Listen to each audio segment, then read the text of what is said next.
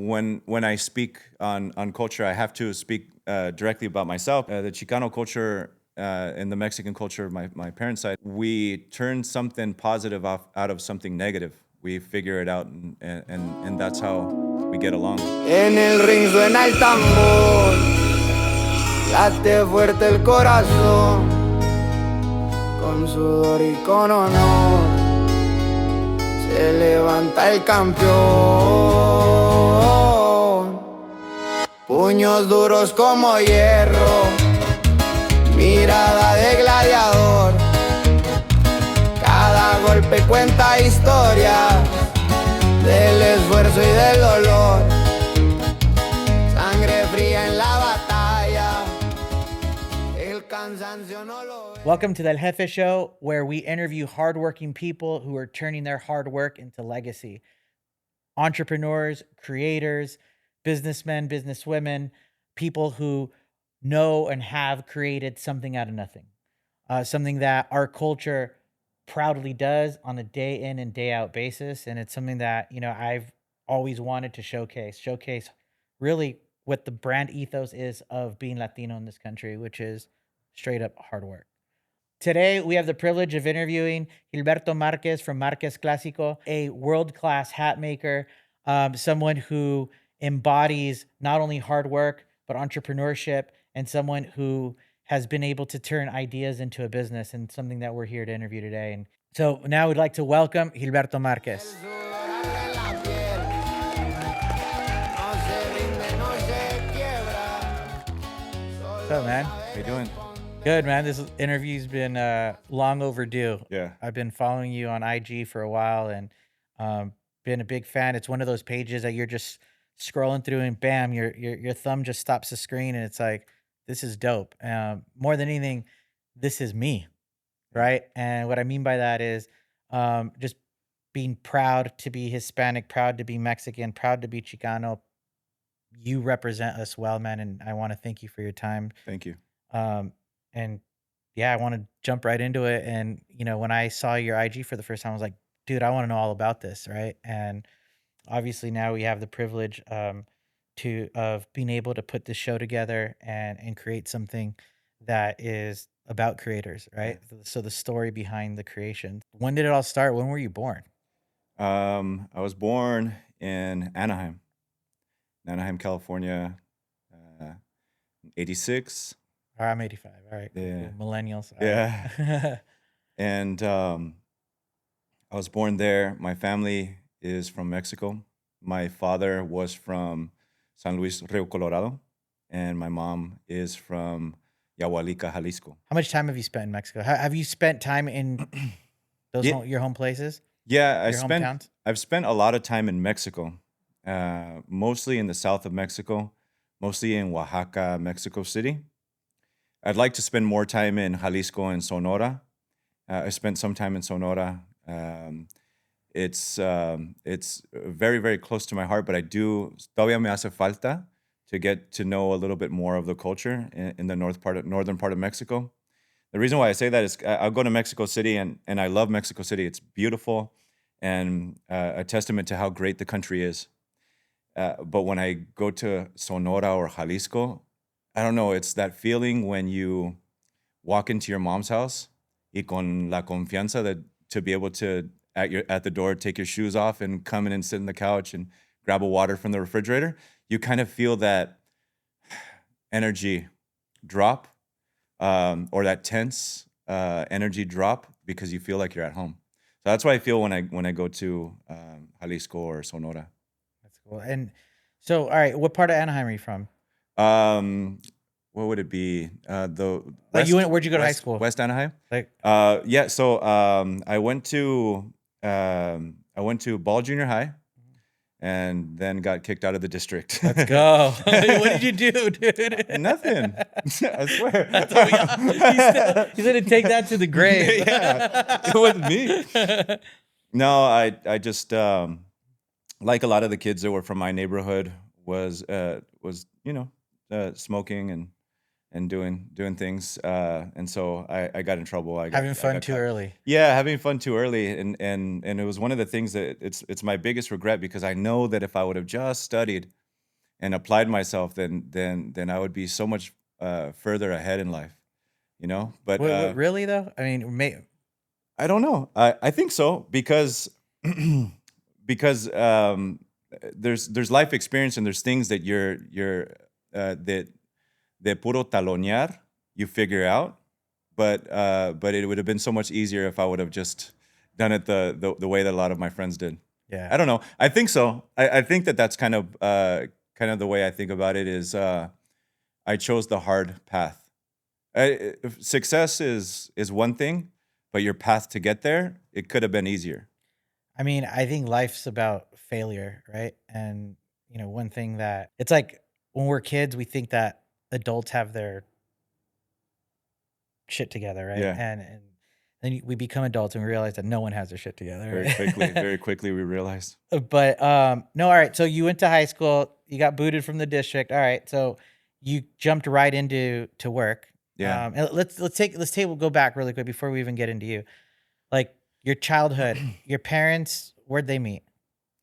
My parents met in Anaheim. My parents met in Anaheim. They were my mom was from Jalisco, my dad from Sonora, and they met in Anaheim. And my dad kind of was going back and forth between Anaheim and Mexicali and Tijuana and just the northern part of Mexico, the border towns, Arizona, Yuma. And so somewhere along the line they met and then separated, and then ended up circling back and getting married. Would you say like was it Spanish dominant household or English or Yes. bilingual? Well, yeah. Mostly because my parents only spoke in Spanish and only spoke to me in Spanish, really. But the disconnect there was they didn't force me to answer them in Spanish. So it was easier for me to answer them in English. And then later on in life, I had to learn Spanish. I didn't start speaking Spanish more fluently, not fluently yet, when I was 16 and started working construction. So okay. So tell me about that. So you're in school, you're a knucklehead in school, or just having fun too early. Let's call Oh, it that's that. fair. Or exploring, Yeah. right? I think we'll talk about school another time. That's a whole other conversation. But I think that like your life experiences, right, eventually take you to do what you're passionate about. Mhm. Obviously, me reaching out to you is because you have built some sort of success success in the sense of an established business. You've made a name for yourself. You make our community proud, bro. Yeah. Like I'm like Thank you. when I'm bragging about our culture and I'm bragging about people in our culture, I'm without even knowing you, I'm at dinners. I'm like, no, dude, check us out. Like, look at our hats. There's so much more to it, right? Yeah. Than a sombrero, right? Yeah, Like, yeah. no, this is an art, right? Yeah. And by the way, like maybe you can't even afford it, Mr. Smith. So, but that being said, like, all right, you started in construction. So homes, or what were you constructing? Yeah. Landscaping. Landscaping. My father was in and out of the prison system when I was before I was born. When my sister was born, he became a born again Christian, and he left that life and started to work harder at his business, and then became a contractor and self-employed. And quickly hired me because he's like, cabrón, si no vas a ir a la escuela, you're gonna come with me. I need a helper. So get in the truck, let's go. And so the experience with him was the reason why I bring up that he was in and out of the prison system is it was very unforgiving. It was sink or swim, figure it out. And a lot of times he would drop me off at the job site and say, here are the tools. This is what needs to be done. I'll see you in a couple hours. And that helped shape what I do now, because I didn't have a knowledge of fashion or anything in crafting hats, and just had to figure it out. So landscaping, and a lot of the times, because my dad was a very, very small business, one job at a time type of thing. We didn't have the right tools. So instead of a jackhammer, we were breaking sidewalks with a marro. And it's funny because I think a lot of people wouldn't know that from knowing me and knowing me on social media. But yeah, le chingábamos ahí. Echándole chingadazos. Yeah, it's funny, dude. It's like when you get, I was moving and we needed to move something out of the backyard, and it was like this big old heavy thing, and like, we called some moving companies to come and move this out. Oh, well, we need this, and we need to rent this, and we need to rent that, this and that. And then I called the paisa guy. Throw it on my back. Eché unas chelas, una tabla, and they just figured it out, right? Yeah. I think that's part of our culture, is that we just figure it out, right? Yeah, it is. It's part of. I know it's part of being Mexican for sure. But when I speak on culture, I have to speak directly about myself, because it's the best representation that I can learn from, or that's the thing that I can really speak to honestly, because I am Chicano. Is the Chicano culture and the Mexican culture of my parents' side. We turn something positive out of something negative. We figure it out, and that's how we get along. Otherwise, you just sit there and wallow in misery. And it's really easy for someone with the life experiences that my dad had to just sink. And it takes a lot of guts and courage and to just turn it around and make a stable life for your family. However, we weren't like middle class even, but stable. You start in construction. Where do you go from there? So you're in the landscaping business. So construction, while I was doing construction, I was boxing. And started my amateur career and doing some smoker fights, they call them, like unsanctioned fights and that. And I thought my career was going to be a boxer. But that's a tough sport. I mean, talk about discipline. I think it's still one of the most challenging sports, not because of like not just because of the physical nature of the sport, but like making weight, being disciplined, cutting weight. Yeah, it's very cerebral too, because you have to abstain from so many things. Obviously drinking and smoking and all of that stuff. But also you have to work out. If you had a girlfriend, there was certain abstinence that had happened there too. It was boxing. You had to wake up, boxing, and go to sleep, and then repeat next day. And so I did that for a long time. It was good for my discipline, and it helped me. It helped me in a lot of things in life. Where'd you train? Westminster Boxing Club. Westminster Boxing Club, and a couple times I would train in La Brea. And funny story is my dad was a cornerman for boxers too, in between the construction, and we would always go to Las Vegas. And when we'd go to Las Vegas, he was a cornerman, and we'd hang out with the boxers all the time. And I was actually lucky enough to get trained by for a couple sessions with the father of Juan Manuel Marquez. Oh, no way. Yeah, and Don Rafa Marquez. And it was really cool experiences working with those type of people. Dude, what a warrior. Yeah, He actually, my father was in his corner. He was a cornerman for just helping out with whatever it be. Nacho Beristain was his trainer, his manager. And I remember when Juan would fight in Anaheim, he'd stay at our house sometimes. No way. Yeah, it was really, really cool. So you've been around world champions and yeah. And let's talk about world champions. Now we're talking about like an elite level person, yeah, right? Who's reached the pinnacle of their career. Mm-hmm. Like, would you say from working construction jobs to working, to getting into boxing, where would you say his similarities are from a world? What did you learn from Juan Manuel? I learned that he was very technical, or he is very technical, very cerebral. He thought about everything, was intentional. We were talking about this earlier.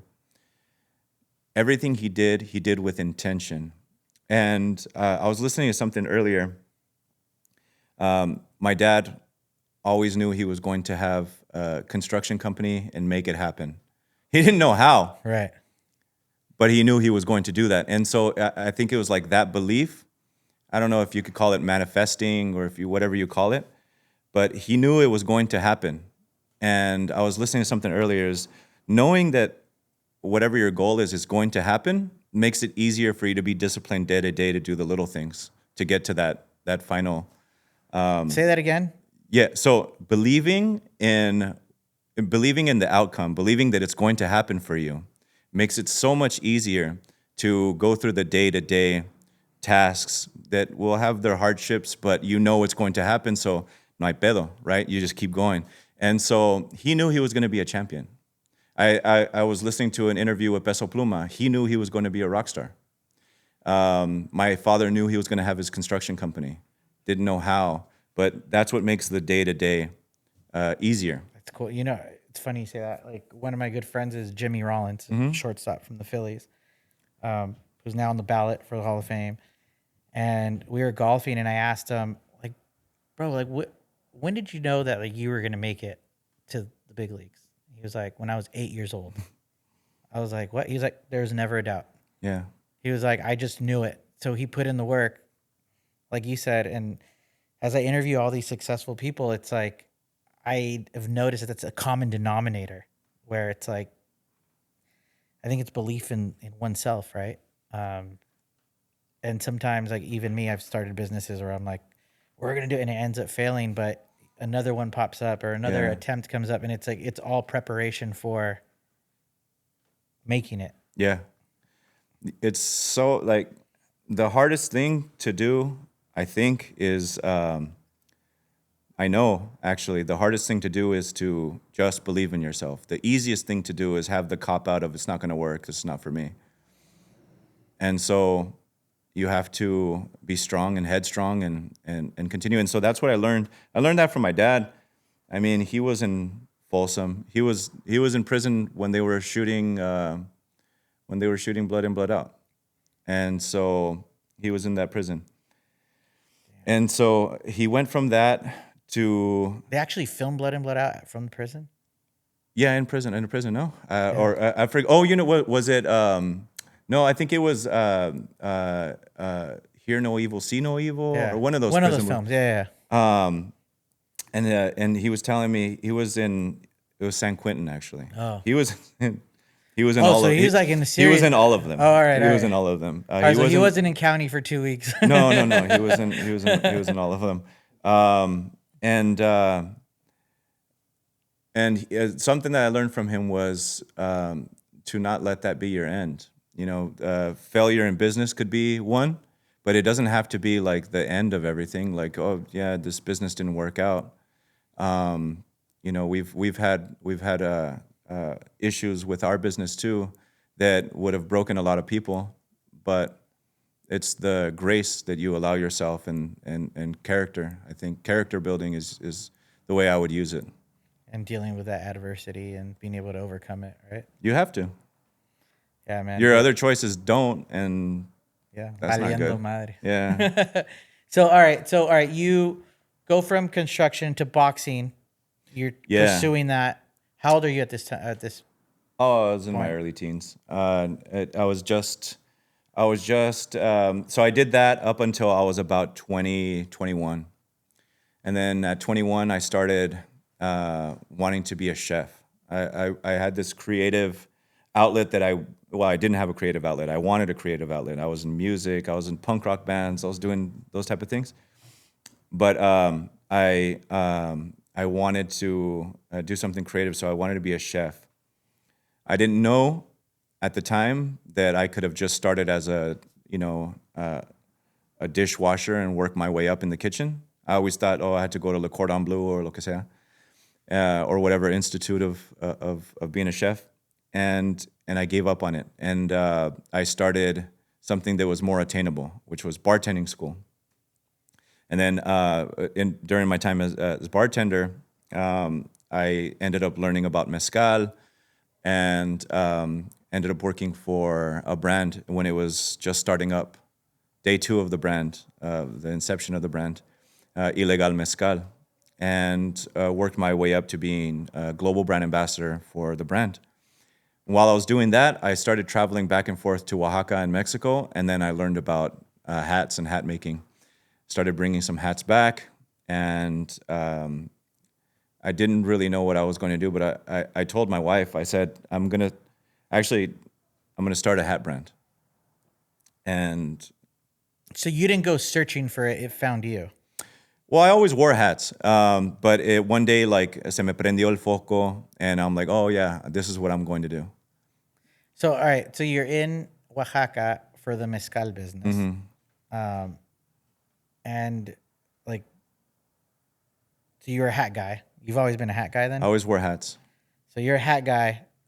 And I have another question regarding hat people later, because I feel like I'm turning into a hat guy now. Now you made me a hat, welcome. so.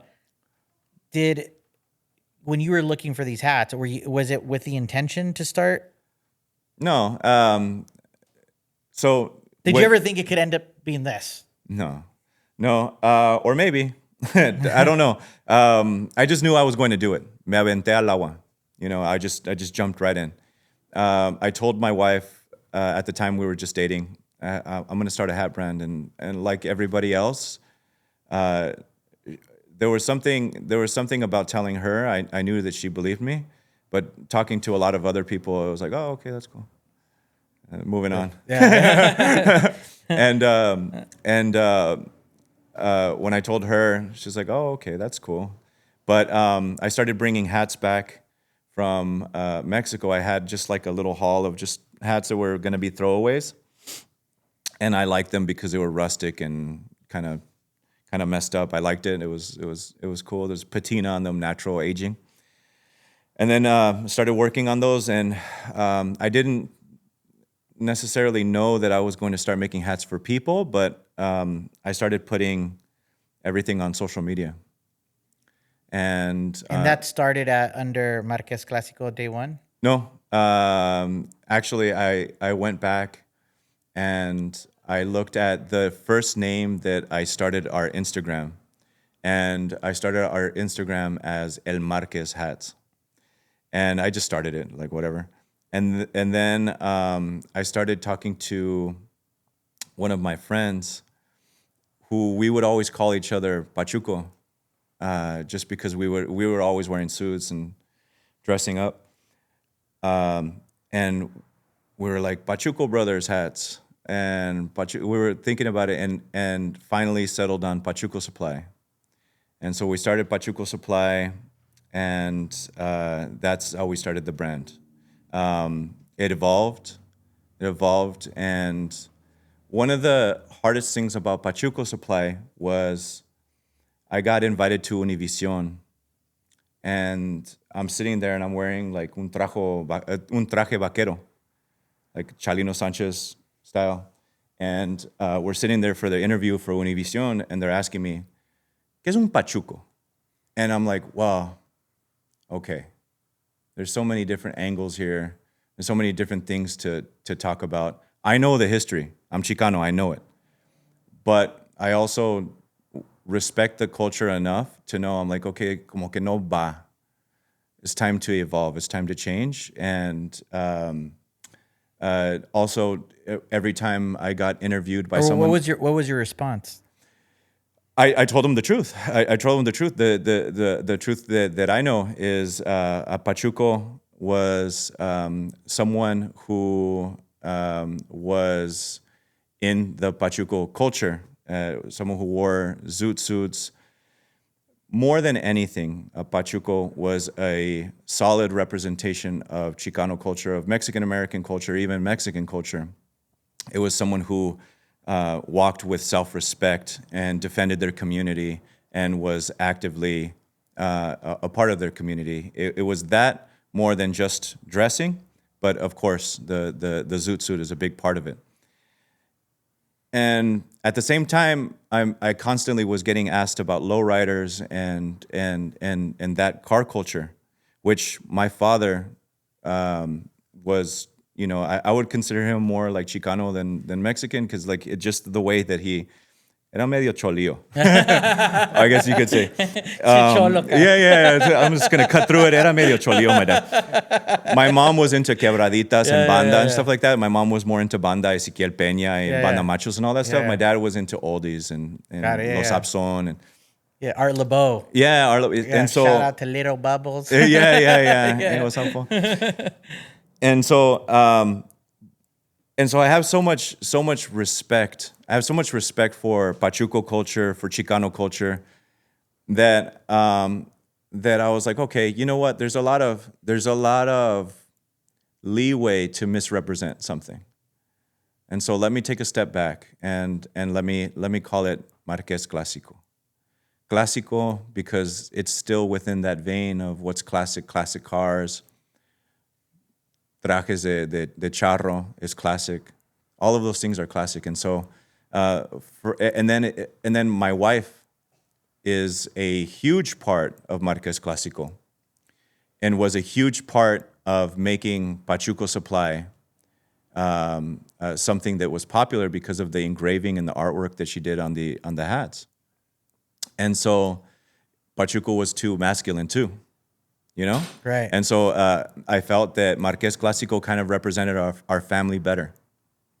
That's cool. And so, you know, I asked you earlier about your wife and how you guys met and stuff, but I didn't know this part of the story. So when I walked in and I met your wife and I realized, you know, how much talent she has, and then you guys being able to put this together, it's cool to see. Like, it's a family business, like straight up family business. And when did you realize that, like, your hat making abilities and your craft was going to turn into a real business? I think we're still realizing it every day. When I posted videos on social media, it was kind of just like opening up that fourth wall of this is what I'm doing in my garage. And one day we get hit up by a really big artist, and that was awesome. Who was that? Madonna. Oh, let's her stylist. Go. Oh shit. And that was cool. That was really cool. And I was like, I'm not sure if this is a fluke or not. And then I started making like tejana. I started doing tejanas. And then I get a DM from Los Dos Carnales. Damn. And that's when I was like, ooh. I was like, I even sent him a message. I was like, huge fan of Madonna, legend. I was like, but when you guys hit me up, I was like, oh shit, this is something. Do you know what you made her? Do you remember what you made her? Yeah, I made some hats for her show called Madam X. Cool. Do you have pictures it was for of her it? dancers, and you know what? Unfortunately, it was right before COVID, and for the I do have pictures of her in her hat. Okay, all right. Cool. But as far as like performance ones, Yeah. they weren't allowing cell phones in. And then I think I'm not sure how many shows she did of Madam X, and then COVID. Bam. Yeah. So all right, and then you got Los Dos Carnales. Is it the hat that they wear? No, not they wear a variety of hats, the stage hats and stuff. One of the little known things about Los Dos Carnales is I believe that they were, at least one of them was a rapper before, and you know, and they're barrio too. Yeah. And so we sent them a couple fedoras. One of them specifically asked for a fedora como el gallo negro from Blood In Blood Out, and I was like, oh shit, okay, this is my shit. Okay, yeah, I got you. And yeah, and so that was the way. And so the really cool thing now is being able to blend all of those techniques of making a tando, a classic tando, a zoot suit hat, or what we would call in my family a lowrider hat, or some people call a brim, and a tejana, a rock and roll hat, un sombrero de charro. We kind of make everything. And so I think that the reason why we wanted to do that was because of what being Chicano is. It's a little bit of everything. It's not one thing being Chicano. It's not all cholos. It's not all this. It's not all that. It's el rockero. There's the rocker fools. Yeah. There's the people that are into like rockabilly and greasers and Charros, definitely, cowboys. So there were so many different things that were involved in being Chicano that I wanted to represent as many of them as possible. That's why I started learning how to make different hats. That's cool, man. Yeah, I think a hat really like represent, your personality comes out, right? Yeah. Can you tell when like someone walks in and by the way they order a hat, can you tell like what kind of person they are?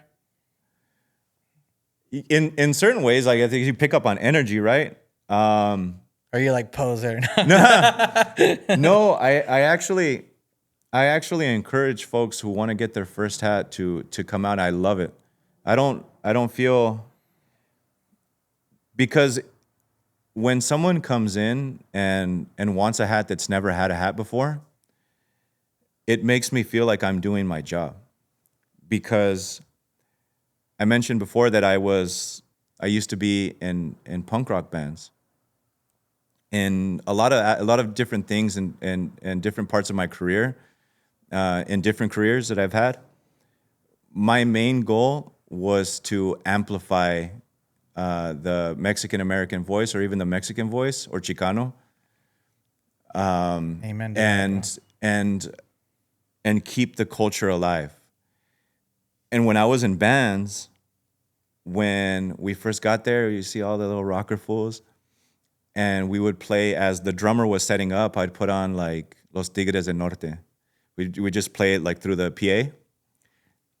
And by the time we were done playing, because we only sung in Spanish, by the time we were done playing, no mames, way. And then we started hearing the kids Yeah. start to, because back when I was growing up, if we were rockeros, like, you guys are whitewashed, that sort of attitude. Airwalks and Yeah. And there was something really cool about coming in and playing, and I would wear huaraches, and so there was something really cool about that and showing off our culture. And I felt fulfilled when the kids were now, like, they were speaking in Spanish and they were cotorreando and all that stuff. And I feel the same way now when someone is like, I never wore hats, but my dad used to wear hats, and so to pay homage to him, I want to make a hat. I want to get a hat made. I want something custom, and I want to embrace my roots. We get people embracing their roots again, and so the fact that people come in and choose us makes me feel like we're doing our job. What our intention was, because we do everything with intention. My intention is to get people to reactivate that culture, those ancestors. It's great, man. I love it. I remember just spending my summers in Mexico. My family were from the pueblo in Durango, in La Sierra. Se llama Carreras, Durango. It's a little pueblo. Shout out to everyone from Carreras. So we, casas de adobe, right? Mm-hmm. And me la pasaba todo el día a caballo con mi abuelo. So we'd ride horses and just, he'd take me, we'd go cattle ranching and all that. And, I'm like, damn, this is how my ancestors lived, right? Mm-hmm. And there's just a sense of pride. I get goosebumps just right now telling you the story, right? Like being able to spend those summers and like understand where I'm from, right? How my ancestors lived, where my ancestors are from, and to like sleep in the same house that my ancestors did. There's something like really rich to that. Yeah. And, I think that, made me a charro, right? Just gente de a caballo. My great grandfather was a jockey. My grandfather was a charro. Like, we used to just, ride horses and compete. And then I come here and then, you see the charro scene in LA and Pico Rivera Sports Arena, El Farallon, and all these like old school places, dude, where like it's a rich part of LA history as well. Yep. And be able to compete, and it was really, it's compete. Me casé de charro, right? Yeah. It's this sense of pride in our culture and to carry it on, right? And now I'm trying to get my kids, not trying, they're gravitating to it. It's in their blood, right? So they love riding horses and stuff. And that's one of the reasons why, I thumb scrolled and stopped with you. And I felt that was going to be a common denominator between us, which is why I wanted to get to know you more. And I think when I called you, first thing I said is, dude, shout out. Yeah. So I got to give you props for everything that you've done, man. And to be able to like hold our culture in a high regard, because it's really easy to make fun of a sombrero, right? It's really easy to, see these people that aren't from our culture to just picture us. You see the Speedy Gonzalez's and, the sombrero and the lazy Mexican, which there aren't no lazy Mexicans. Let's just No, it's call it what it is. it's so crazy to even think that the lazy Mexican is a stereotype of some of the hardest working people, and even up to Pachuco and zoot suiters. And there's nothing lazy about taking all of that effort in the way that you dress and your self-respect and getting something tailored. That's not lazy. Dude, creasing your jeans, dude. Like, you make fun of the creased jeans, but it takes effort, dude. The 3 flowers, bro, back in the day. Or even the cowboys with their starched the starched jeans and Yeah, the dude. crease down the middle. Yeah, man. I mean, being a 90s kid, like, just, making sure that your collar was straight and not having a drunk collar and all that. Right? But yeah, I think there's something, a sense of pride, right, in how we represent ourselves, and you do that well here. So that being said, going into the hats, back to the hats, and as a business, no more on the business side of things, right? So you talk about sidetrack. We got sidetracked there. So Madonna hits you up, Dos Carnales. You're like in a garage, and now you're like, all right, te aventaste al agua. So Yeah. you said, no. Taking on a lease is aventándote al agua. O sea, that's el tiro is taking on a lease is a scary thing for a lot of people, and a risk. It's a gamble. O sea, nos la estamos rifando todos, ¿no? O sea, te la tienes que rifar, and we say that, but taking on a lease, when that happened, was that when you were like, I'm ready for a lease? No, it was. We got through COVID, and even that was. I'm like, I wonder if people are still going to buy. People still bought hats. There's a way of thinking that I think in my family was almost law, which is don't create a plan B and you won't have one. And I didn't. I could have. I probably could have had a plan B, but I didn't want one. So I said, let's just go all in and let's make this happen. After thinking about it for a long time, I don't know when. It was when I decided to lease something. It came to me. I had a friend who had an extra storage space that he was using for shipping and receiving. And he's like, I'm not going to use it anymore. Do you want it? And then he subleased it to us. And that's when we took it. But it was... Where was that at? That was in LA. In LA. It was right here off of Anderson, under the 6th Street Bridge. Oh, cool spot. Yeah. Yeah. And it was all meant to be. He hit us up, and I saw the offer, and you take it. You take the chance. That's where you took the garage and you moved everything right into the spot. We were actually living in Texas at the time. Oh, in Texas? Yeah. Wait, so you went from Texas to here? Yeah. Because of this lease? Mm-hmm. All right. When was that? Oh, that was, what year was that? In about 2021, 2022, we signed that lease, and that's. So how'd you go from Anaheim to Texas? COVID again. I had an opportunity with Ilegal to leave the state, and and I took it. I took it because I love Texas. I love it. I should have. I ended up going to Dallas, just outside Dallas. So North Texas is beautiful, and the homes Where, are North Dallas? Yeah. So like Plano? No, Legacy. What is like Richardson? Richardson. Okay. Yeah. And North Greenville, something like that. Yeah. But I was only there for a couple months, and while I was there, I was making hats and in the garage, and I was like, none of this makes sense. We're far from all of our family. Cynthia, my wife, was far from her family. I was far from mine. We had no tribe. We had no community to help us with our daughter. And so, we chose California. That's cool. And so you come back home and you're here. So now tell us now, like this shop, how'd you end up here? So this shop was, we were driving down the street and we were like, our lease was about to come up and we were thinking like, oh man, shit, I guess everything back in the garage. And we saw the lease, and then we had someone also text us the number. Like, hey, this place is for rent too. We hit up the owner, and the terms seemed fair, and we just took it. And this is our first storefront. Okay. Yeah, which is a big undertaking too, because now we have the public eye on us.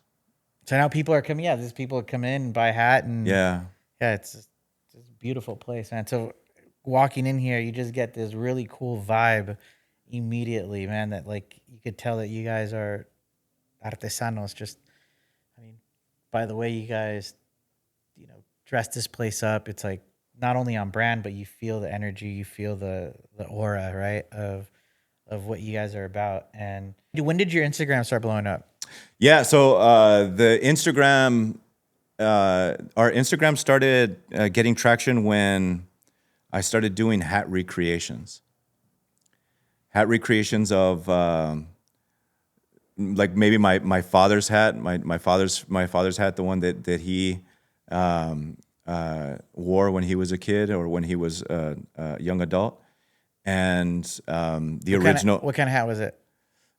Well, we call it a lowrider hat. Okay. We call it a lowrider hat, but it's almost like a derby, but it's got a center crease. It's like a hat that you would see like Cheech Marin wear on Up in Smoke, like that. Yeah. All right, so I gotta keep it real with you regarding the charro thing. So Yeah. when I saw that you did sombreros charros, in my head I was like, oh god, dude, there's no way, because being a charro, having competed all over Mexico and knowing the different hat makers over there, it's one of my things. I've collecting charro hats.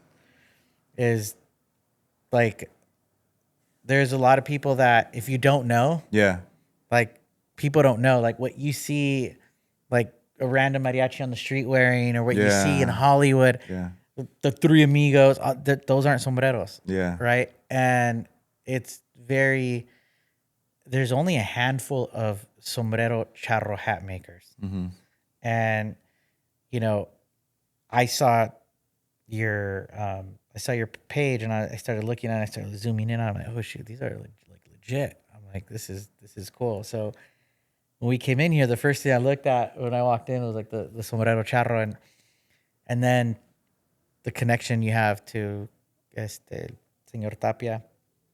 I was like, dude, that's well done, dude. Well done.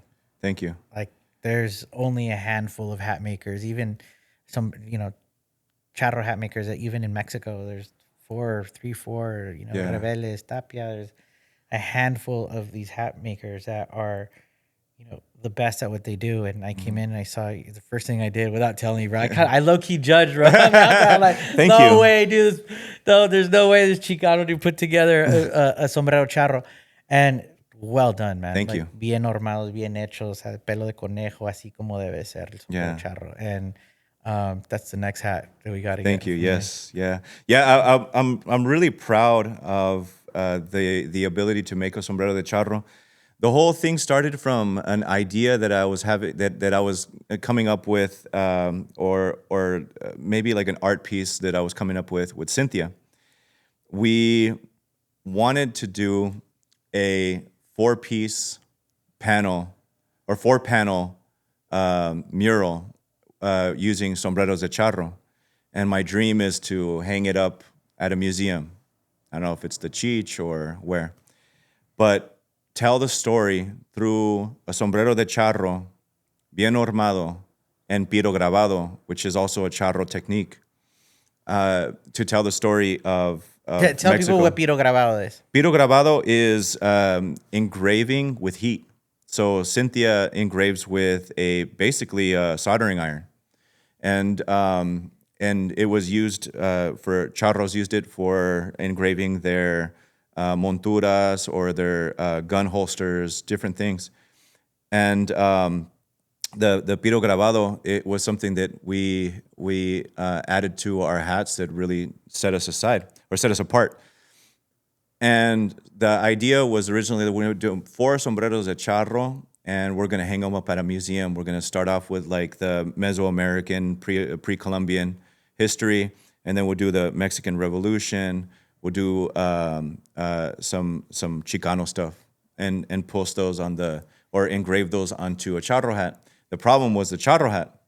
I was like, oh, I could buy a Charro hat, but how ridiculous would it be if I was a hat maker and I didn't know how to make a Charro hat, or I didn't at least try, right?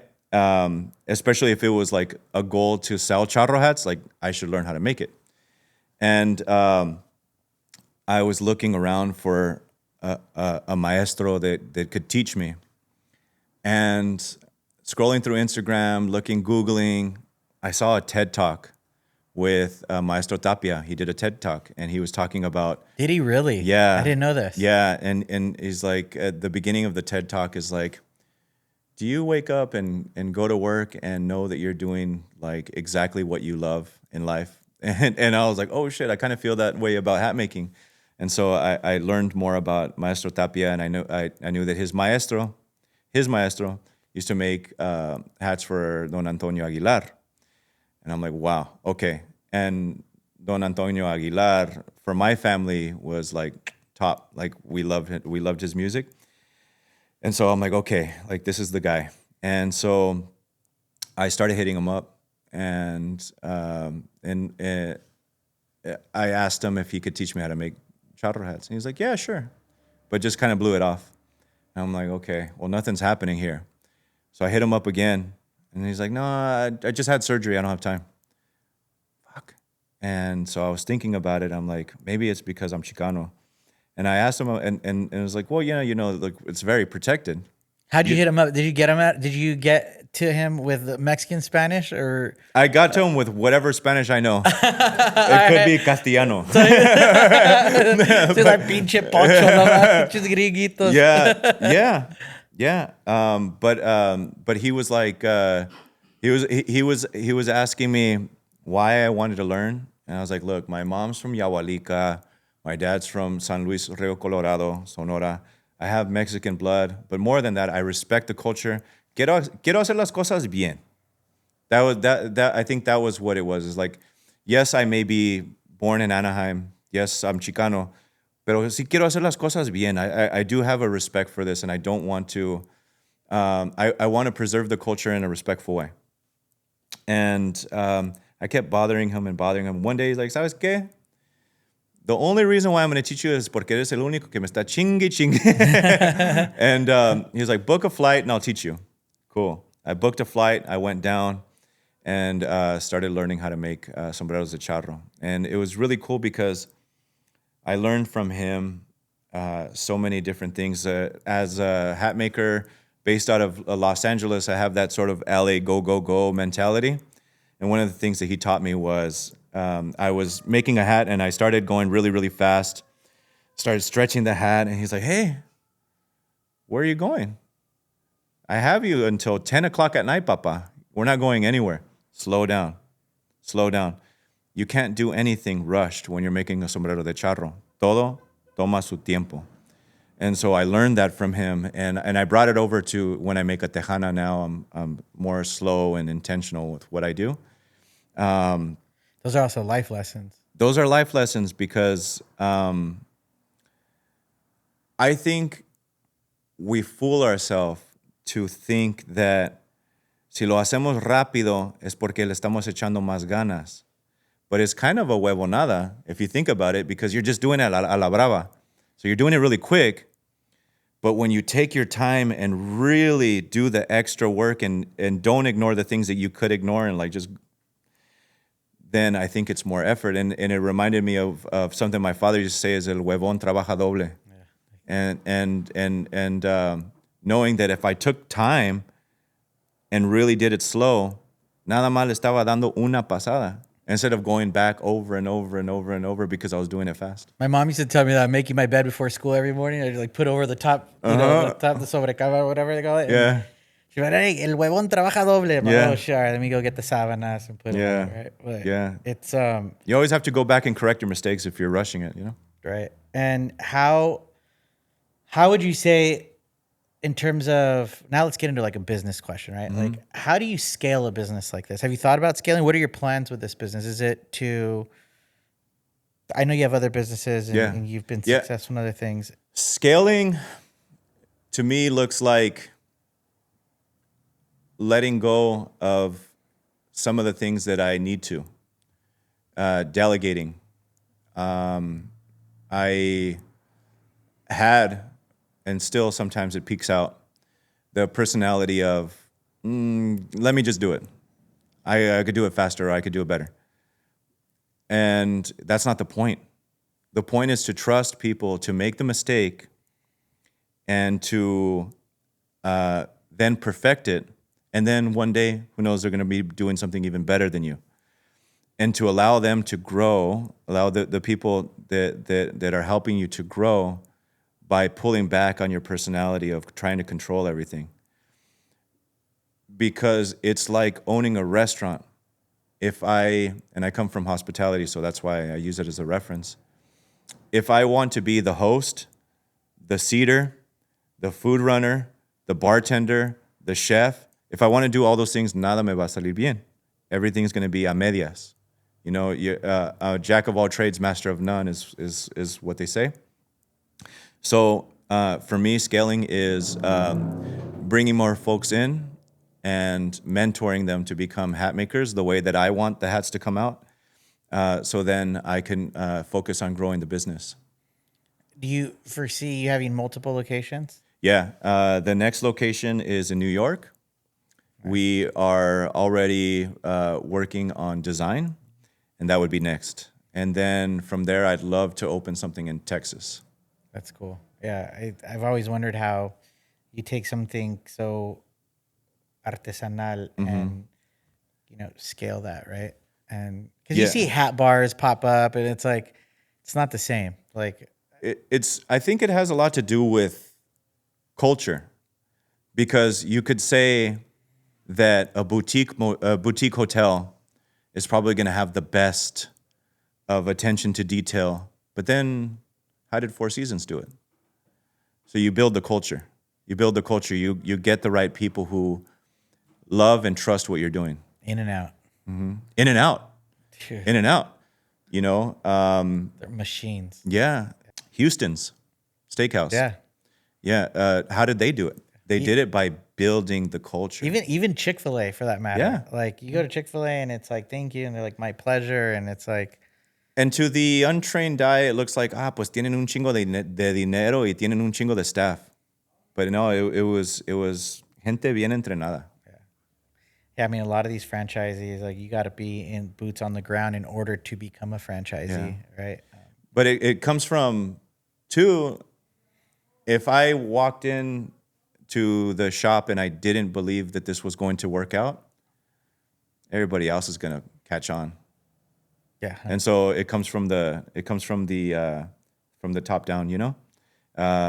One of the biggest blessings I've had was to be able to work with Ilegal Mezcal. I was able to work directly with the owner and directly with the CMO and the COO. So were you there with Ilegal Mezcal from, I know you were there for day 2. Were you there all the way through its acquisition? Yes. Yeah. And still serve as their global ambassador. That's cool. Yeah. Which is, I'm juggling a lot of things. But, So were you doing that? Are you still working part of that business? oh, yeah. Okay. Yeah. So your day to day is still, so this. My day to day is multiple things. Oh, let's go, bro. All right, yeah. Why not? Yep. Why not? I'm not a Call of Duty guy. I just want to work. I just want to work. That's my lunchtime is going to work. Like everybody, I could say in this room, everybody is focused on trying to do more. And one of the things that I learned from the owner of Ilegal, John Rexer, it was really nice to have that transparency between owner and ambassador, of getting to see a lot of the behind the scenes stuff, a lot of the things that you don't see in business, or that are maybe not necessarily hidden, but they're just, you're not part of the conversation. I saw all of those things with John, and it was really, really one of the things that helped me grow and develop this, because I saw the behind the scenes struggles of what was going on. Not everything, obviously, but enough. So Ilegal started where? Ilegal is the brainchild, I guess you could say, of John Rexer. How'd you meet him? I met him in Atlanta. Okay. I met him in Atlanta. I was bartending. Okay. Yeah, I was bartending, and I was serving the mezcal, and I guess he saw on like a sales sheet, someone selling your mezcal over here, and he came in. I showed him around town. We became fast friends, and when I moved to California, they offered me a part-time ambassador, like part-time sales role, and I just tunnel vision. Pounded locked the in. pavement. Yeah, Just knocking on doors, Yeah. opening accounts. yeah, And yeah, then- and that's what helped me with this now, and being able to travel. And I was saying when we first started that it was really unfortunate that I wasn't focused on my studies and didn't learn the right way. And I think a lot of that started to come to a head when I was sitting at dinner tables at meetings of bigwigs of salespeople, and I was like, I don't know what these fools are talking about. You know what I mean? Yeah, yeah, you're- That sort of like shame of like, fuck, I should have just stayed in school. Right. And they're talking about like quarterly. They're talking about earnings big and- things, yeah. And so then I had to just adapt and learn those things, and through Ilegal I was able to learn a lot. I mean, ultimately that's street smart. Yeah, I mean, you learn, and there's different ways of learning. I mean, now that we're talking about education, like I just feel that there's not one way to learn, right? I think hands-on application. You look at schools back in the day; they'd have wood shop classes and auto shop classes, and they put the Latino kids in there. yeah, And now it's like they're bringing it back, and now they're like tech schools and like really Yeah. cool schools that you have. Our school offers this, and like wood shop. It's like all right, whatever, and they they'll give it another term to not make it sound like wood shop, but a craftsmanship course or whatever. But now working with your hands, I think in the generation of like AI and stuff like that, I think school. I mean, you can learn so much faster on a YouTube video now. It's like things are self-taught. yeah, Everything's DIY, right? And yes, it's cool to see that. I mean, this is the ultimate example of DIY. yeah. Doing it yourself. Yeah, it is DIY with the help of some people that did some of the finer crafting. Most of it was us in here designing and just learning learning new techniques. Yeah. In my life, we've done construction. We've put art shows together. We've shot commercials, all of those things, and really not necessarily being formally trained in all of them, but just adapting. Are you still how much are you still into music? Oh no, I just listen to music now. All right. Do you play instruments? No, I was a lead singer. Okay, all right, vocalist. All right, Yeah, let's yeah. go. Yeah. All right. What was the name of your band? Venganza. What happened? Who else was in that band? Oh man, a friend of mine named Carlos who passed away pretty recently. Sorry to hear that. Yeah, a really good friend of mine named Juan Zarate, who owns Grayscale Tattoo. Also, another person who just got it done and just figured it out. Did he do all your work? Yeah, actually, no, he did a lot of it. Actually, I was thinking of tattooing, and I was like, I don't know how to do this, so I gave him the machine, and he was good at art, and he started tattooing. He tattooed me. A lot of his first tattoos were on me. That's why I have so many bad tattoos. But he runs a great shop in Anaheim, and now is looking at expanding too. Latino? Yeah, Mexican. Dude, it's just crazy how like the entrepreneurial segment, like Latinos over index in opening businesses more than any other segment. And it's just Well, you've probably, sorry, I don't mean to cut you off. yeah. you've been in a lot of these marketing forums, I'm sure. Beverage, BevNet, Yeah. all of these things. How do we capture the Mexam? Yeah. Why? Because there's such money coming through the Mexican American and even just Latino in general. We're spending a lot of money in the U.S. and that's why so many brands, I think, are starting to figure that out and like, oh, you know what? We need to start doing a little bit more outreach to the Mexican American. It's cool to see in some way. Yeah, it is, and especially when it's done right. Mm-hmm. That's when you you tip your hat and you see companies like Disney, for example, when they came out with Coco. Yeah. I was like, low key, a little like, oh, I wonder how this is gonna come out, and it was like just spot on. Yeah. Like they did it right. Yeah. And just being authentic, and then you see other guys that are just like, all right, there's no heart or soul to this. It's like you're just checking a box. And I think the brands that succeed are the ones that are, genuine. Yeah. Right? Well, how do they do that? They hire more Mexicans. Yeah, we're Right? the ones that work anyway. Yeah. I was talking to a comedian, Steve Trevino from Texas, and he was saying something about I don't forget what meeting he was in, but they were trying to figure out how to get more Latino attention. He was like, well, hire more Latinos, hire more Latinos because we can speak authentically to it. Yeah, 100%. And I've been hired as a cultural consultant a million times, and it's cool, but it's like, but if you're the only one. Right. And then they end up, thanks for your input, we're going to go in this other direction. It's like, no, it doesn't work that way. But yeah. So, I love this brand. I love where you're going with this, man. And it's just, if for anyone that hasn't been here, it's a treat to be here. It's a delight to be here. The energy's great. And, it's like, it almost feels like you're stepping into Mexico, right? It's a little bit of Mexico, but then there's other toques here that just make you're in LA too. You walk out, beautiful view of downtown LA. Yeah. And just even how you selected the spot, the location, and the vibe is great, man. Congratulations. Thank you. I appreciate it. And really quick, I wanted to finish on the illegal tequila side, mezcal thing. Okay, so all right, so for illegal, so you become fast friends with John Rexer. With John.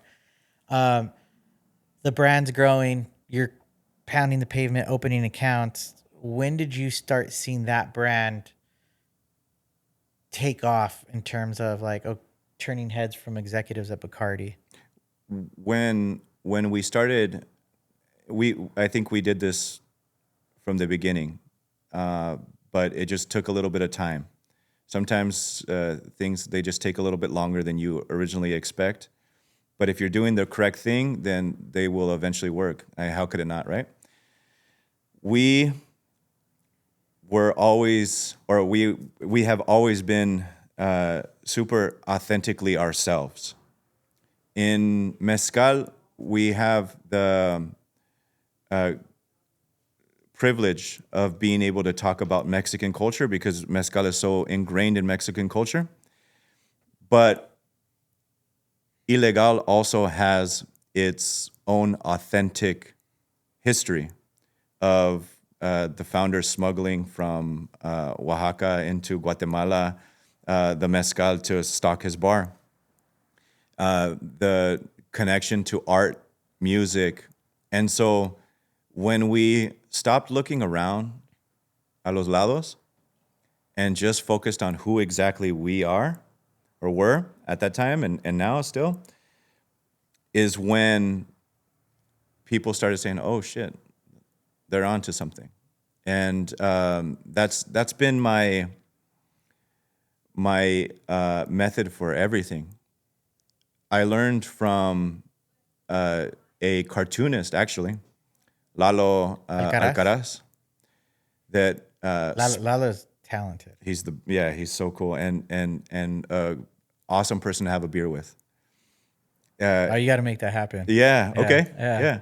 Yeah. That's when I don't know him. I've just seen his work and I follow him. I'm like, we're gonna have to go to Whittier. yeah, let's do it. Yeah, I love it. All right. And so Lalo said something that really, like, I use it for everything now, is specificity is universal. Specificity is universal. So one of the things that blew up for me on social media was I'm going to make a hat that my dad used to wear. And because I was specifically making the lowrider hat that my dad used to wear, so many people can identify with. Maybe their dad didn't wear a lowrider hat, but they remember. Les trae recuerdos. It resonates with them. It invokes a feeling of connection. And so with Ilegal, it was, well, this is how we go out, and this is what we do, and this is the music that we like, and these are the parties that we like to go to. So let's just do it. And then I'm sure people will either like it or not, but at least we're at a party that we like, instead of trying to make everybody happy. That's like that's futile, right? It's like to try to make everybody happy. I It's love just, that. And right now that I'm on, that resonates with me. Like right now that I'm getting this energy drink company off the ground. And the whole reason why we're sitting here on this show is being specific, right? And how specific we're being and not knowing where to go. I'm like, we're just going to market yeah, to ourselves. We're just going to, with the show, yeah. we're just highlighting hardworking people.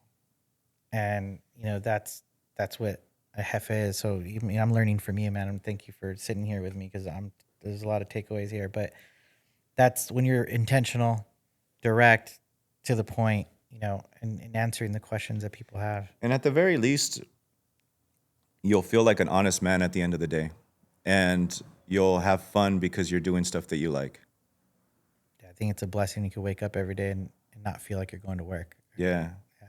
So, all right. So then you started turning heads, just to wrap up the thing with Ilegal. So Ilegal goes, you're literally pounding on accounts, like opening supermarket chains or No, I promoting. I tried. I Yeah. tried doing that. I'm not very good at sales.